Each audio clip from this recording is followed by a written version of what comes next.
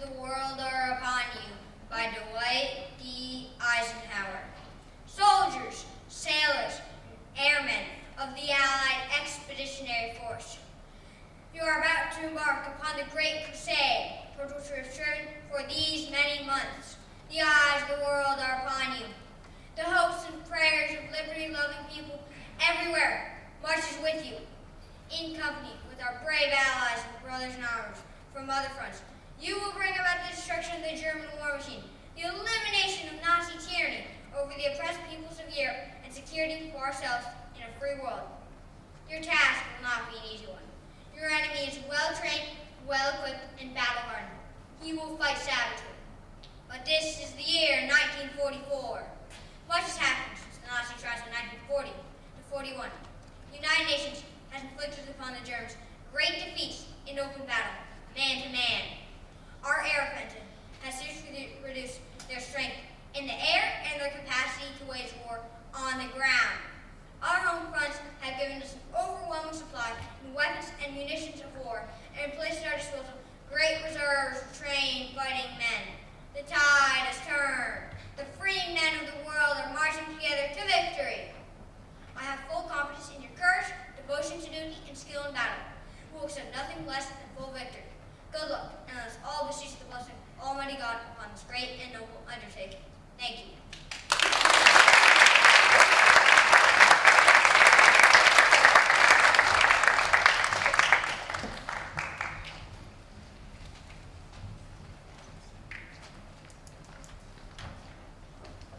Hello, my name is Tonight Samuel, and I'll be reciting a speech by Charles P. Morgan, Jr.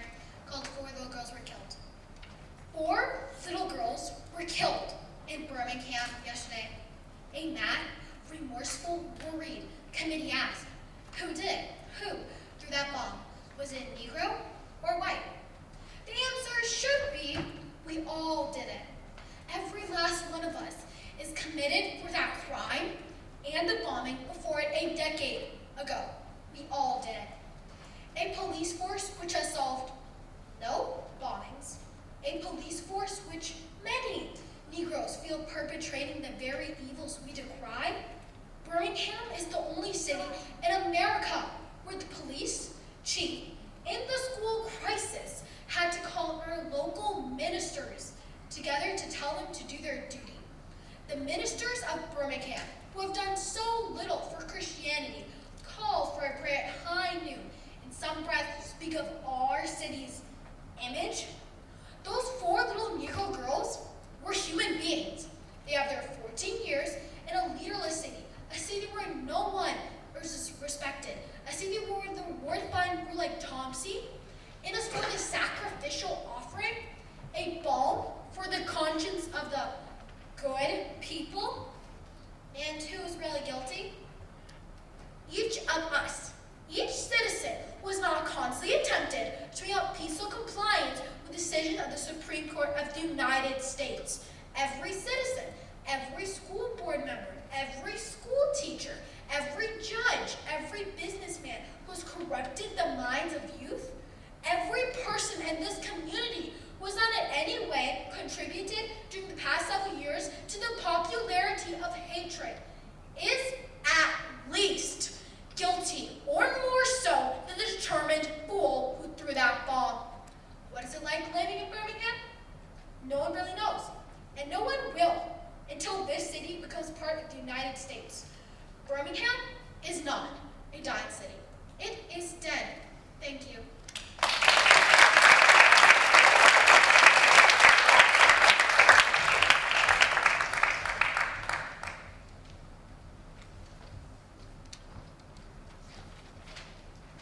Hello, my name is Thea Heatherman Garber, and I go to Eaton Elementary, and today I will be reciting A Disappointed Woman by Lucy Stone. From the first years to which my memory stretches, I have been a disappointed woman. When, with my brothers, I reached forth after the sources of knowledge, I was reproved with, "It isn't fit for you. It doesn't belong to women."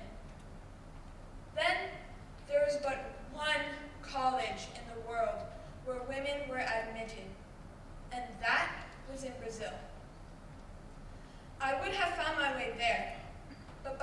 time I was prepared to go.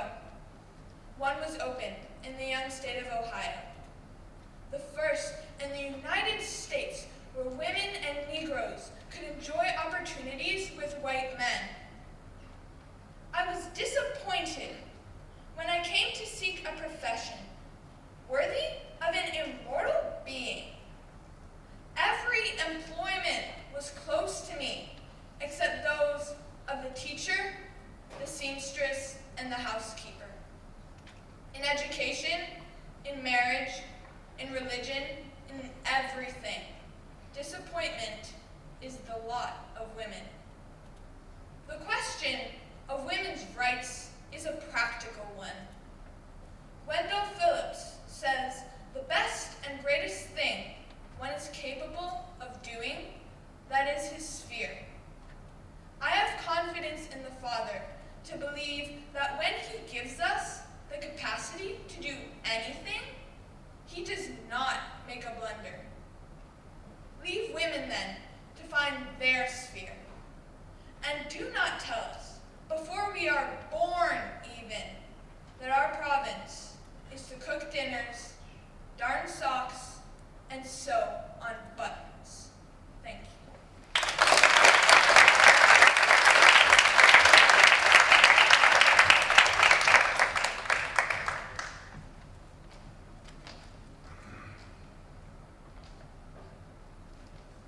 Hi, my name is Elle Schaffner from Eaton Elementary, and I will be reciting If You Have Women's Rights, Give Them to Her by Sojourner Truth.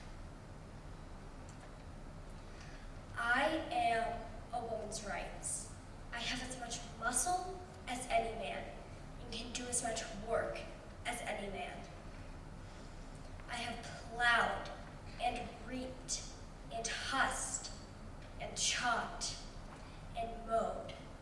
And can any man do more than that?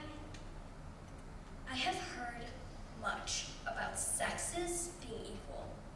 As for intellect, all I can say is, if a woman has a pint and a man a quart, why can't she have her little pint full? You need not to be afraid to give us our rights, for fear we will take too much, for we can't take more than our little pint hold. The poor men seem to be all in confusion and don't know what to do. Why, children, if you have women's rights, give them to her, and you will feel better. You will have your own rights, and they will not cause so much trouble. I can't read, but I can hear. I have heard the Bible, and I've learned that Eve caused man to sin.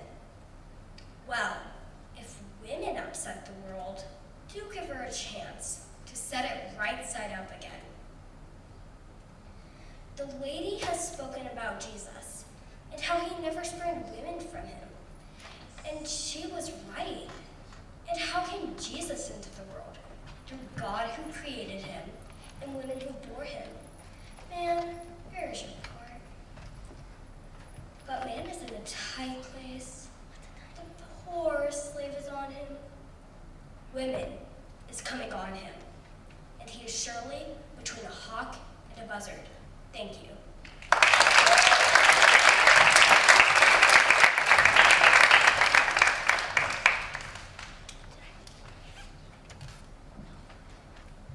Hello, my name is Alice Weaver from John Eaton Elementary, and I'd like to bring up a topic that everybody talks about these days: global warming and pollution. It's becoming more and more serious as it gets worse. It's causing polar ice caps to melt, and all the water it adds to the oceans is causing places around the world to flood. The islands of Indonesia are on track to be underwater by 2050. Not to mention on how areas of Louisiana over the size of a football field are getting flooded every 100 minutes. Not only that, but deserts are becoming too hot and dry for people and most animals to survive. We should making a difference. We should be saving our home. But too many people aren't caring for the environment. Too many people are going. We have plenty of animals. They're trying to learn to go extinct. Well, why don't we say that to the beijai, or the taiklin, or the vaquita porpoise, whose species has less than 20 individuals? You can't, because they're extinct and won't ever come back. And the worst part about it is that it's humans and human activity that caused it. And with the vaquita porpoise, we don't know if we can save them. People say that if we're not careful, we'll be in a sixth mass extinction. Well, we're already in the early stages of one. People say that if we're not careful, the Permian extinction was the worst in history. And the gases that were in the air then are the same gases that are in the air now. But if we take action, we can stop it. I say we do something instead of waiting for the last minute. Simple actions can make a difference. Use a bike instead of a car. Be mindful on how much water you use. Turn off lights after you leave a room. 3 things you can do to stop global warming and climate change are: 1. Make yourself heard.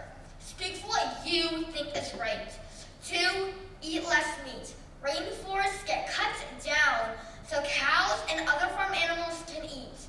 3. Don't use a plane when you travel. They release so much more CO2 than cars or trains. Do what you can to make a difference, and do it now. Thank you.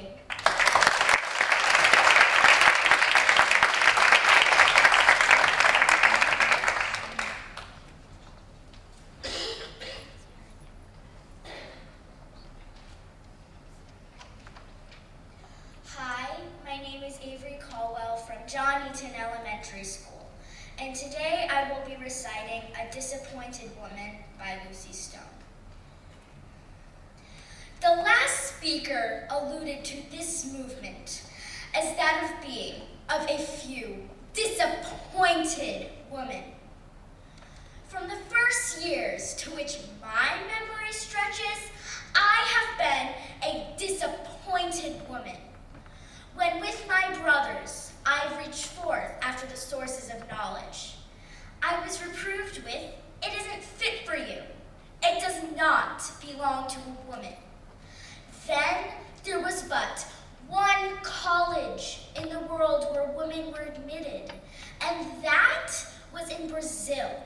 I would have found my way there, but by the time I was prepared to go, one opened in the young state of Ohio, the first in the United States where women and Negroes could enjoy opportunities with white men. I was disappointed when I came to seek a profession worthy of an immortal being. Every employment was closed to me, except those of the teacher, the seamstress, and the housekeeper. In education, in marriage, in religion, in everything, disappointment is the lot of women. It shall be the business of my life to deepen this disappointment in every woman's heart until she bows down to it no longer. I wish that women, instead of being walking showcases, instead of begging of their fathers and brothers for the latest and gayest new bonnet, would ask them for their rights. Thank you.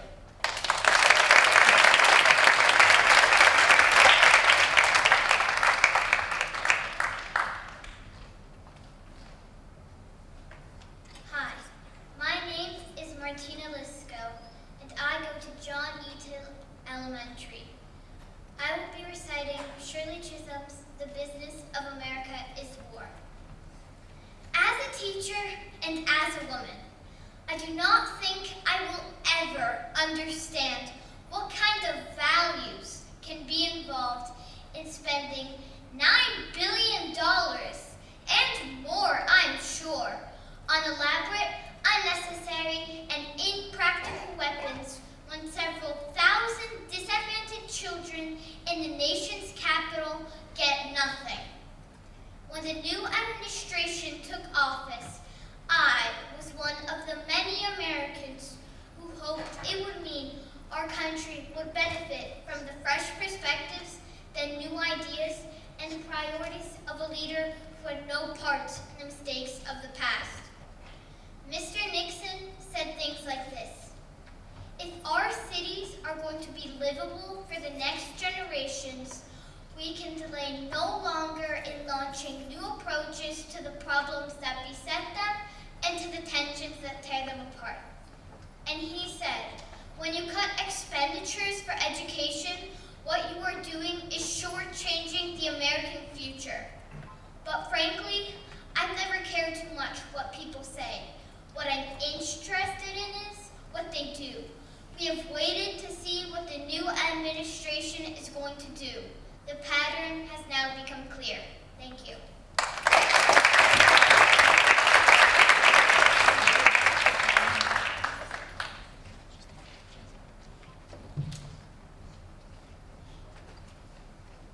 Hi, my name is Elise Trappa, and I will be reciting Our Woman Persons by Susan B. Anthony. It shall be my work this evening to prove to you that in thus voting, I not only committed no crime, but simply exercised my citizens' rights guaranteed to me and all United States citizens beyond the power of any state to deny. The preamble of the federal Constitution states, "We, the people of the United States, in order to form a more perfect union, establish justice, ensure domestic tranquility, and provide for the common defense." It was we, the people, not we, the white male citizens, nor yet we, the male citizens, but we, the whole people who form this union. We no longer petition to legislative or Congress to give us the right to vote. We appeal to the women everywhere to exercise their too long neglected citizens' rights to vote. We also appeal to the inspectors of election everywhere to receive the votes of all United States citizens as it is their duty to do so. We propose to fight our battle for the ballot, all peacefully, but nevertheless persistently, to complete triumph when all United States citizens shall be recognized as equals before the law. And for any state to make a gender qualification that must ever result in the disenfranchisement of one entire half of the people is to pass an ex post facto law or a bill of attainder, and is therefore a violation of the supreme law of the land. By it is the blessings of liberty are forever withheld from women and their female prosperity. Thank you.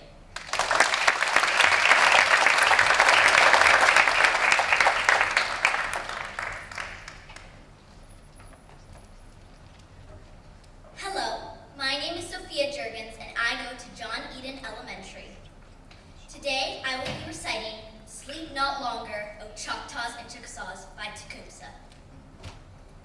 But have we not enough courage remaining to defend our country and maintain our ancient independence?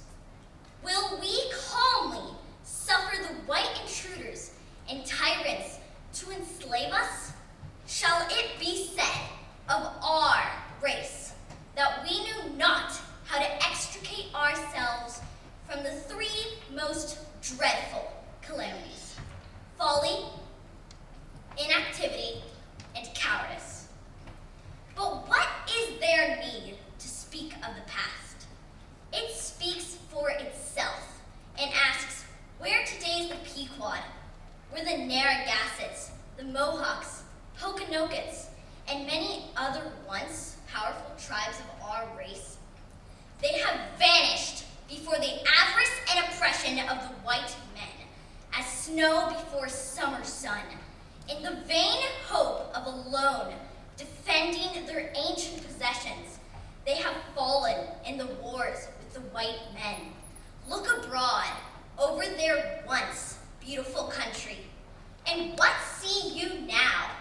Naught but the ravages of the pale-faced destroyers meet our eyes. The annihilation of our race is at hand unless we unite in one common cause against the common foe. Think not, brave Choctaws and Chickasaws, that you can remain passive and indifferent to the common danger and thus escape the common fate. Your people, too, will soon be as falling leaves and scattering clouds before their blighting breath. You, too, will be driven away from your native land and ancient domains as leaves are driven before the wintry storms. Sleep not longer, O Choctaws and Chickasaws, in false security and delusive hopes.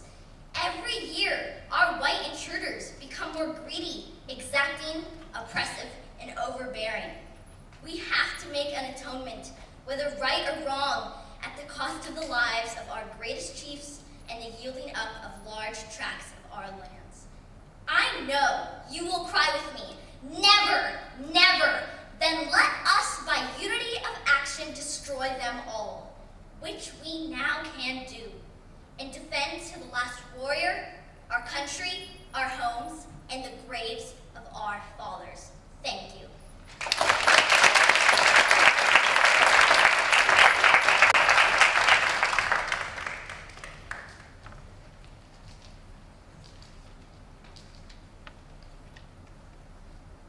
Hello, my name is Harry, and I will be reciting Lyndon Baines Johnson, We Shall Overcome.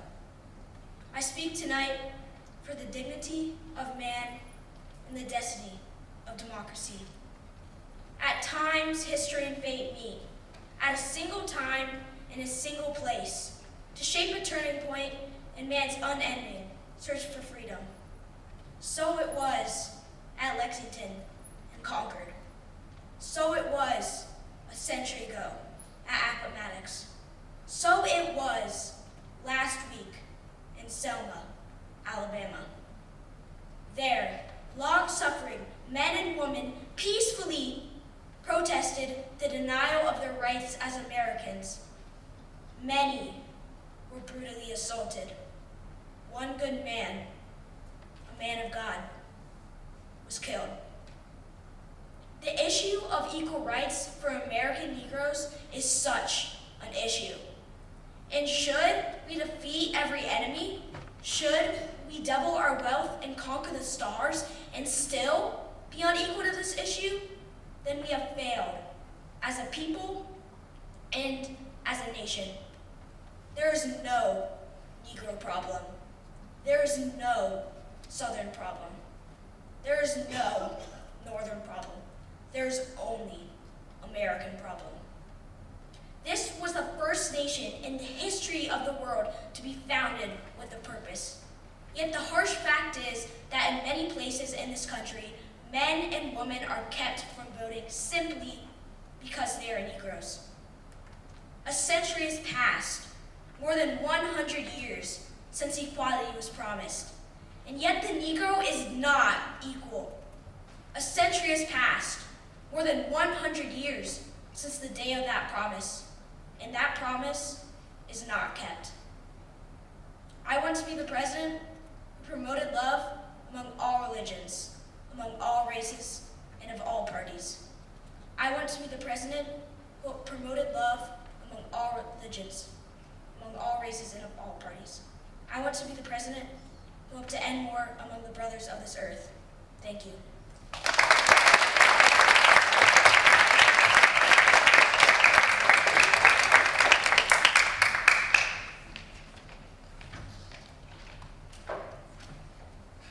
Good evening. I'm Adrian Lawrence-Chula, and I will be reciting an original speech titled Modern Day Racism. Racism is still with us, but it is up to us to prepare our children for what they have to meet, and hopefully we shall overcome. This is a quote directly from Rosa Parks. Racism, that word scares some people, doesn't it? Racism has been a worldwide problem since 1849 and still is to this day. The harsh reality is that even after Martin led marches, Rosa refused to give up her seat, and Malcolm spoke up for his people. The Equality Act of 1964 never fully stopped racial discrimination. Though we honor and celebrate Ruby Bridges, was her work ever enough? The truth is, even in a mixed-race school, racial discrimination is never over. Honestly, many can agree with how disturbing it is to have your head held up high and suddenly your walls of confidence are broken down by a single comment. It could be directly about your skin color, maybe something online, or be hidden in a nonverbal action. Honestly, it's a truth we cannot ignore, a reality we must confront head on. Sorry, let me tell you this, it's never truly over. 35% of Black children report being bullied at school for their skin color. Have you realized that? Probably not, because even though we acknowledge the fact that racism exists, we don't act on it. Even after the Equality Act, even after the movements, even after the boycotts, it's a battle we must continue to wage until every child and adult, regardless of their race or ethnicity, can walk through life without fear of prejudice or discrimination. Merge Church Terrells, Ruby Bridges, and Ida B. Wells, their courage wasn't built up to be wasted. So let's not falter in our pursuit of equality. Let's not be content with the progress we've made, but strive for the progress we should be making. Let's strive for a future where racism is nothing more than a relic of the past. Together, united in our diversity, we can build a world where Ruby Bridges' words, Rosa Parks' words are finally accepted.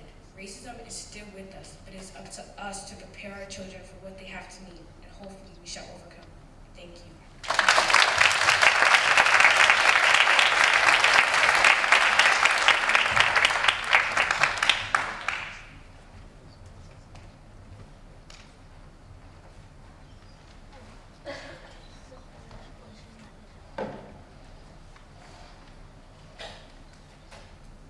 Good evening. My name is Franklin Okapali, and today I'm presenting a speech titled Teenagers' Mental Health. Mental health challenges are a growing concern for teens and young adults. According to the CDC, suicide rates among young people have increased over the past decade. 19.5% of teenagers ages 12 to 17 had a major depressive episode in the past year, and 42% of high school students reported feelings of sadness or hopelessness in the past year. Three of those most common challenges facing teens' mental health center around social roles, family issues, and stress. Social roles, attitudes, and behaviors expected of people in a social context may include girls always expecting to look pretty all the time, or boys always having to act masculine or tough in all situations. Societal expectations can be a lot for teenagers to live up to and can result in poor self-esteem. According to the National Institute for Mental Health, 31% of teenagers reported feeling ashamed of their body image, resulting in low energy, isolation, and risky or destructive behaviors. Family issues and traumas, including parental divorce, abuse, or family conflict, are all common triggers of mental health crisis for teenagers. Parenting a modern family health reports dysfunctional families can disrupt a teenager's sense of stability and security, causing a feeling of hopelessness. Family trauma can also hinder a teen's ability to develop healthy coping mechanisms, increasing the chance of depression, poor self-esteem, and strained relationships among families and friends. The teen years are one of the most emotionally draining stages, leading to depression. Teenagers experience academic pressures, social challenges, and identity exploration. Academic stress can be overwhelming for some teenagers. Even students who excel academically often experience gifted kid syndrome, where the pressures of academics and the need to be the best leads to the reverse effect, poor academic performance. They often just give up trying. In a world full of problems, teens' mental health is greatly impacted by adherence to social roles, family trauma, and stress, and cannot be overstated here. Fortunately, these problems all have solutions. Schools can provide safe and supportive environments by training staff, link students to mental health services, and integrate social emotional learning. Parents can communicate openly and honestly, engage in school activities, and plan family time.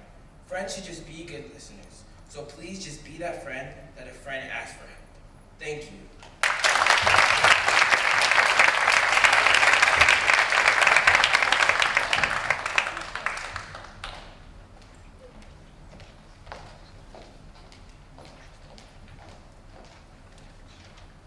Hello everyone, my name is Emery Springs, and this is my original speech entitled The Toxicity of Hustle Culture. Have you ever seen someone staying up late late at night to complete 10 or more assignments? Have you ever experienced being so stressed that you end up completing none of the work that you were supposed to do? Have you ever been mad at yourself for just resting? Well, if you haven't experienced these things, let me give you a breakdown. Imagine you're opening your phone on a random afternoon and scrolling on social media. Suddenly, you get a video telling you to get off your phone and start working, to join a side hustle and stop being lazy. The guilt overwhelms you. You shame yourself for being lazy. But what this ad doesn't know is that you've been working tirelessly for days, whether it's for school or a job. This scenario reflects hustle culture.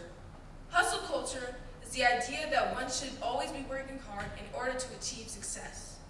This phenomenon originates in the 1970s, when the work industry placed greater demands with fewer breaks on employees. In our modern-day workplace culture, employees are forced to work long hours and little sleep is normalized. Study shows over 40% of employees feel exhausted, stressed, and overwhelmed with little time to rest. This should not be the norm. Hustle culture may be familiar to some who have attempted to start a business. This requires a lot of work. Self-talk says, stop slacking, or I need to put in more hours. You subconsciously get mad at yourself every time you take a break. There is a misconception that putting in more work automatically gives you the results that you want, and working for long periods of time increases productivity. Wrong! Research shows weekly productivity rates decrease after 55 hours of sustained work. When working to the point of exhaustion, we are not functioning properly. Even as a student, you are encouraged to study more, get good grades, and earn scholarships at the expense of your social life and well-being. Guilt creeps in if your schedule isn't filled up with work or if you just take a rest break. You think, I should be doing something productive. There are people my age who work jobs every day. During the quarantine, people started to slow down. There was a shift in productivity. People were not able to be productive because of the virtual world they found themselves in. This shift from quarantine to post-quarantine caused people to shift their focus on increasing their productivity. There is no point in success if you are capable of enjoying the luxuries that come with it. Don't give in to toxic hustle culture, but prioritize your well-being. That is the key to sustainable and healthy productivity. Thank you.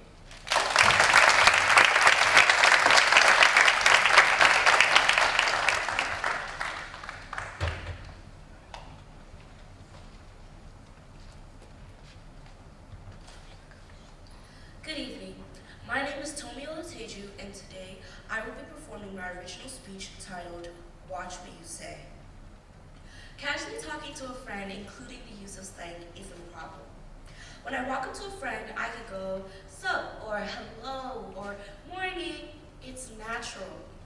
But for middle schoolers, slang is usually involved in most casual conversations and beyond. Nowadays, it's normalized to say a racist joke to another ethnicity, because we'll just laugh it off despite its effects in our society. People need to be more self-aware of the things they say to people because it could be racist or offensive. We can't let this become the social norm.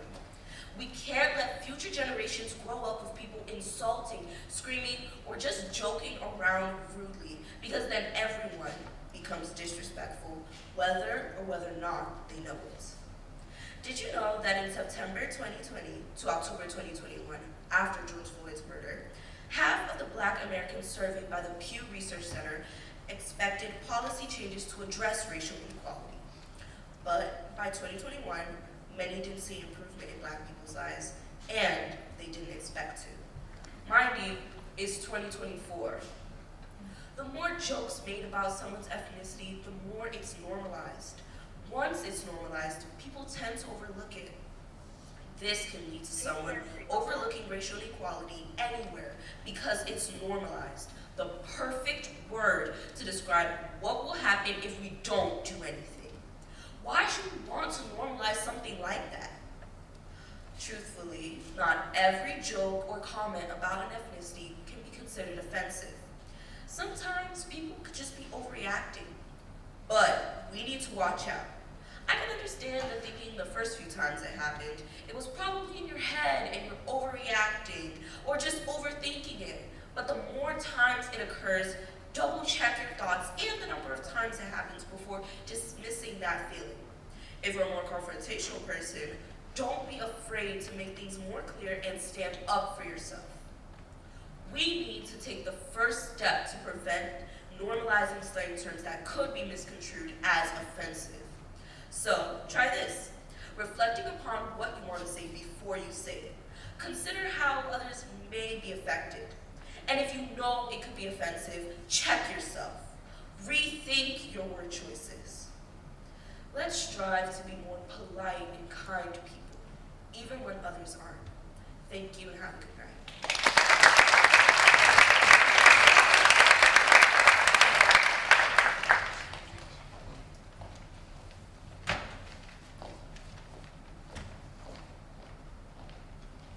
Good evening, everyone.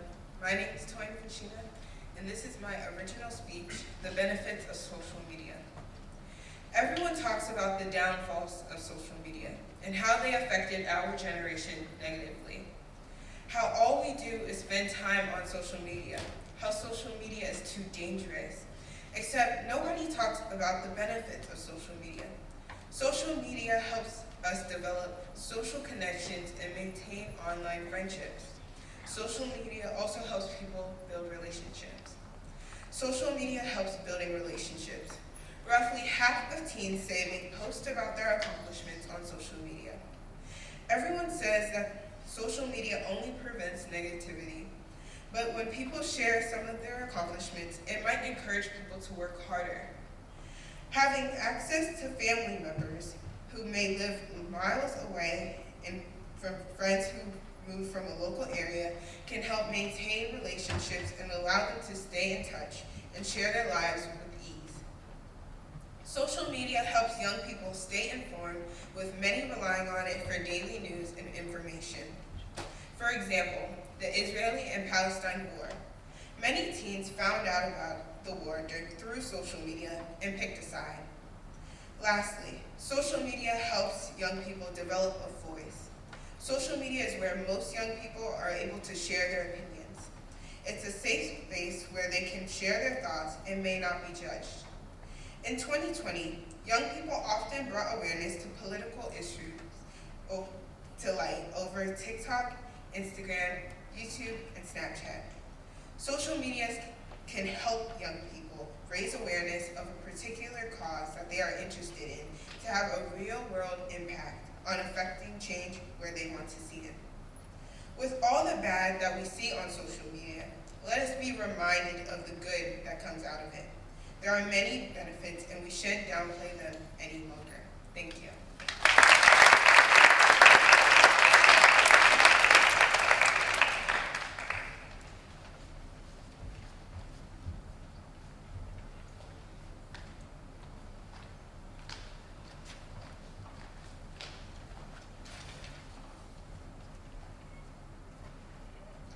Hello, I'm Luke Marsters from Benjamin Tasker Middle School, and I'll be performing my original speech, Stand Up to Bullying.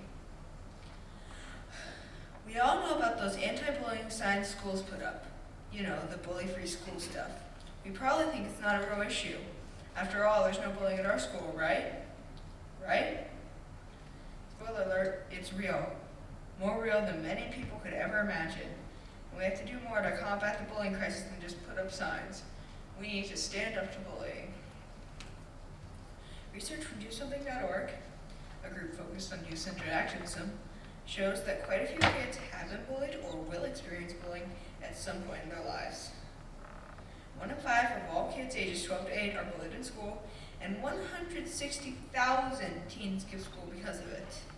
The middle and high school years, adolescent years, are challenging enough without the added trauma of bullying.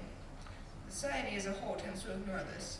Some people may reason, why do anything? It's not affecting me. But geez, have some sympathy, because it could affect any of us at some point in our lives.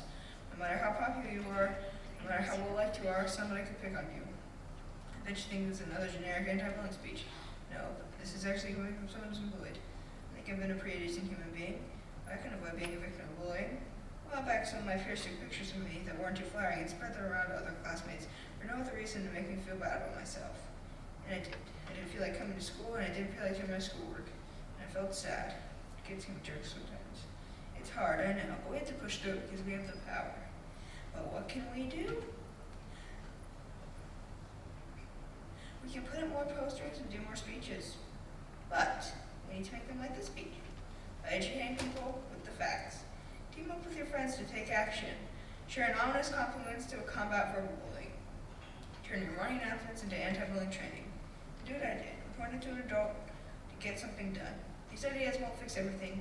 That's a start. Just remember, we can't give up. We have to continue the fight and stand up to bullying.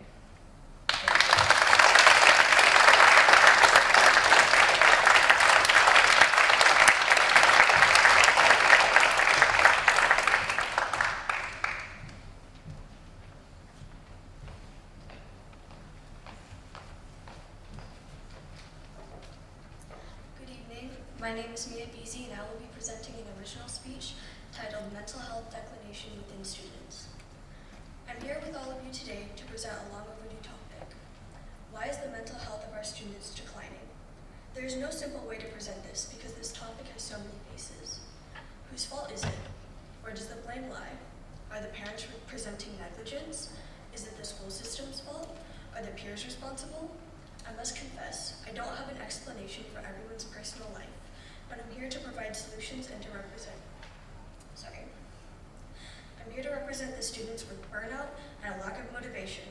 I'm here to represent the struggling students, for the students with low self-esteem and no one to lean on, because we all deserve a chance to be heard and respected. Being a part of today's youth is far more stressful than you may think. Many students may live in unsafe neighborhoods and household environments. Even school isn't as safe as you may think it to be. A study done by the nation's Center of Education and Statistics in 2019 highlighted that 1 out of every 5 students reports being bullied. And according to the National Crime Victimization Survey, 54% of students who are bullied stay quiet. Additionally, results by the National Healthy Minds Study proves that 60% of college students experience mental health struggles as of 2021. The Children's Society in 2008 reveals that 20% of adolescents may experience a mental health problem in any given year, and 50% of mental health problems are established by age 14. So how can you help a friend struggling with their mental health? The first step is helping a friend by noticing that something might be wrong, knowing the warning signs, being less social than usual, doing risky things, talking about feeling worthless, hopeless, or trapped, or big drops in interest or performance in schools. Know the difference between concern and responsibility. Just help them find a safe adult. And finally, when someone is really struggling, it can be hard for them to remember that they have someone to lean on. Be a better listener than a talker. Be sincere, and just show up and be there for them. Thank you.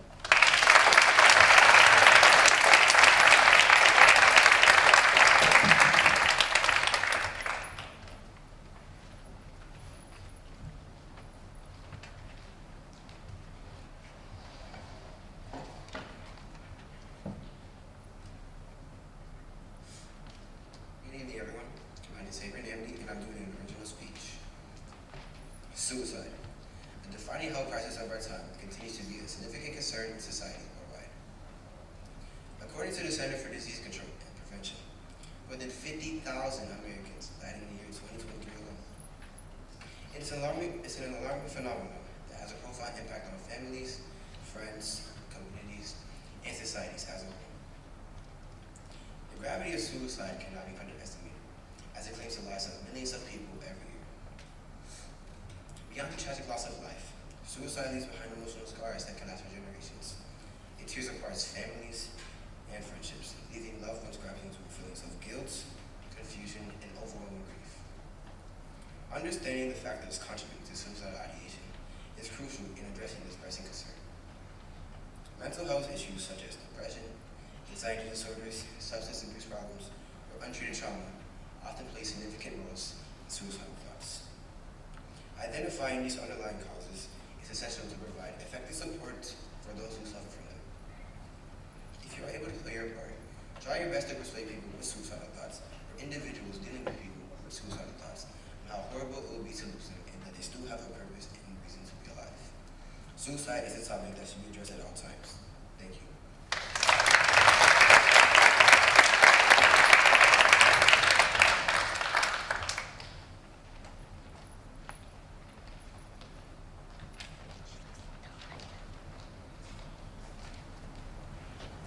Good evening.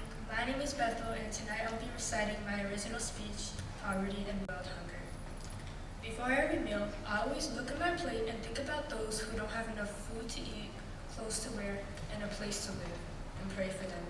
I hear about poverty changing rates. I heard about poverty changing rates all the time, on the news, radio, or on social media.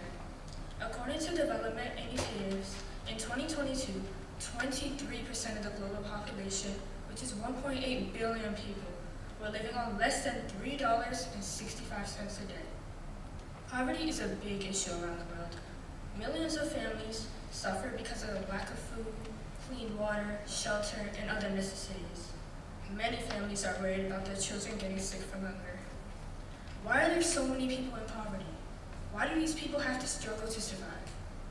Poverty happens due to many reasons, mainly because of a country's economic equality. The lack of education causes limited job opportunities, making it harder for people to work and earn the money they need. The majority of countries in poverty are located in Africa, including South Sudan, Madagascar, Eritrea, Somalia, and even my parents' home country, Ethiopia. My mom has told me about her neighbors who lived in poverty. Because of the limited job opportunities, her friends' parents barely made enough money to support the whole family. Other families did their best, but sometimes it wasn't always enough. What would you do to help those in need? There are many organizations out there dedicated to fighting poverty, and they need your help. One Campaign, a non-profit organization that helps to fights to end extreme poverty, successfully secured $72 billion to help people access healthcare and life-saving tools. By just adding your name to one of the many campaigns, you can help save lives. But is it really possible to end poverty? Right now, there is no right or wrong answer. While there are numerous organizations working to fight poverty, the rates have been increasing, especially due to the effects of war and COVID-19. More and more people are pushed into poverty every day because of climate change and conflict. Ending poverty is more than economic growth. It's about focusing on the goal, despite all the challenges, to make sure no one is left behind. Thank you.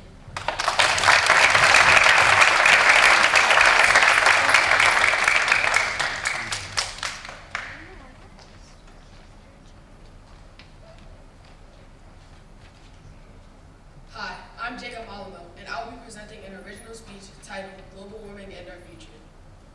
Today we stand at a critical juncture in the history of our planet. The specter of global warming looms large, casting a shadow over future generations yet to come. Our actions today will shape the world they inherit, and the consequences of inaction are dire. The Earth, our home, is undergoing unprecedented changes. Rising temperatures, extreme weather events, and melting ice caps are not just distant warnings, they are stark realities demanding our attention. The implications for future generations are profound and alarming.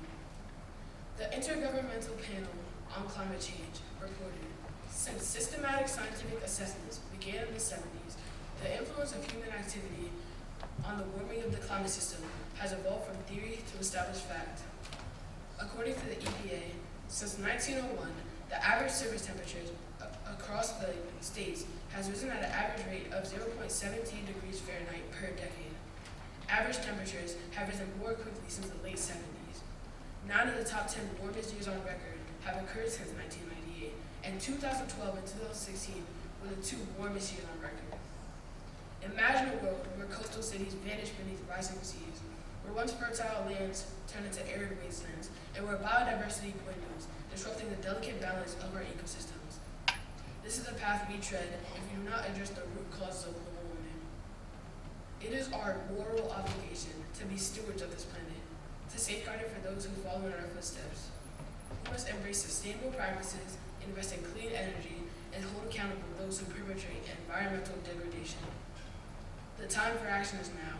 We must unite across borders, transcend political divides, and implement policies that prioritize the health of our planet. Let us be remembered as as a generation that confronted the challenges of global warming head on, a generation that chose stewardship over indifference and sustainability over short-sighted gains. Together, we can forge a future where the next generation can breathe clean air, enjoy thriving ecosystems, and live in harmony with the planet we call home. Thank you.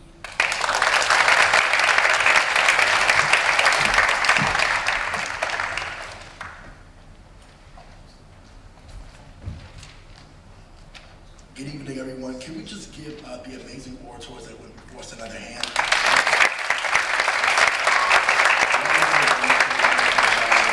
I know they look a lot older, but these are actually middle schoolers in elementary school. I definitely could not stand up here and present in front of all of you at their age. So good job to you all.